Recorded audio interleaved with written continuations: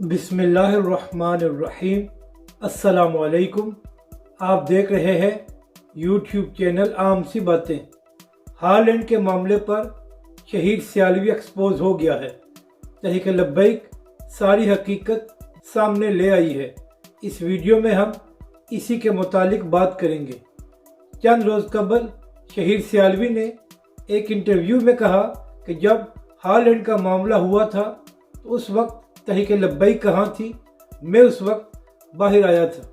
तो इस वीडियो में हम आपको बताते हैं कि शहीद सियालवी ने किस तरह प्रोटेस्ट किया था और उसकी हकीकत क्या थी। ये प्रोटेस्ट सरीना होटल के पास किया गया था और उसमें तहरीक लब्बैक के कारकुन शामिल थे और इसके अलावा गाजी अफनान साहब जो तहरीक लब्बैक के MNA के कैंडिडेट थे वो भी मौजूद थे।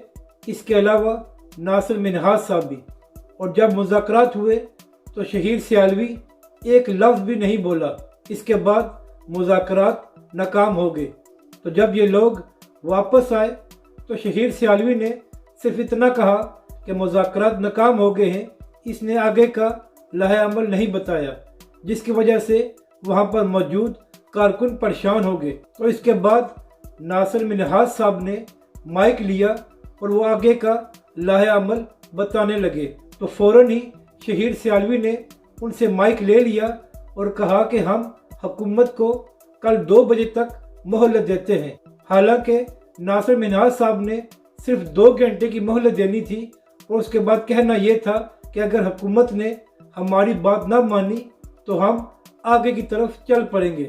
लेकिन शहीद सियालवी ने सारे मामले को ठंडा कर दिया और कहा कि अब सारे कारकुन घरों को वापस चले जाएं। शहीद सियालवी की यह बात सुनकर तमाम कारकुन इश्तियाल में आ गए। तो उस वक्त वहाँ पर जो तहरीक लब्बैक के सीनियर लोग मौजूद थे, जैसे गाजी अफनान साहब और नासिर मिन्हाज साहब, तो उनको लगा कि यह ना हो कि कारकुन शहीद सियालवी की तरफ ही ना आ जाए कि इसने हमारे साथ धोखा किया है। तो फिर वहाँ से शहीद सियालवी को भेज दिया गया। जब ये आगे गया तो इसने एक वीडियो पैगाम जारी किया और कहा कि सबको बहुत मुबारक हो कि हमारे मुज़ाकरात हुकूमत के साथ कामयाब हो गए हैं और हुकूमत ने हमारी हर बात को मान लिया है। हालांकि हकीकत इसके बिल्कुल बरक्स थी और हुकूमत के साथ इनके मुज़ाकरात नाकाम हो गए थे। यानी कि अभी प्रोटेस्ट पूरा नहीं हुआ था तो शहीद सियालवी वहाँ से चला गया। तो इसने सिर्फ अपने नाम के लिए एक थोड़ा सा प्रोटेस्ट किया और भाग गया, लेकिन तहरीक लब्बैक के कारकुन वहाँ पर मौजूद रहे। तो अब यही बंदा तहरीक लब्बैक के खिलाफ बातें करता है। जो शख्स तहरीक लब्बैक के कारकुनों के साथ नहीं बैठ सका और वहाँ से चला गया, उसने अल्लामा साद हुसैन रिज़वी या तहरीक लब्बैक का क्या मुकाबला करना है। इसकी सारी सियासत सिर्फ अपनी वाह के लिए होती है और इसके अलावा कुछ नहीं है।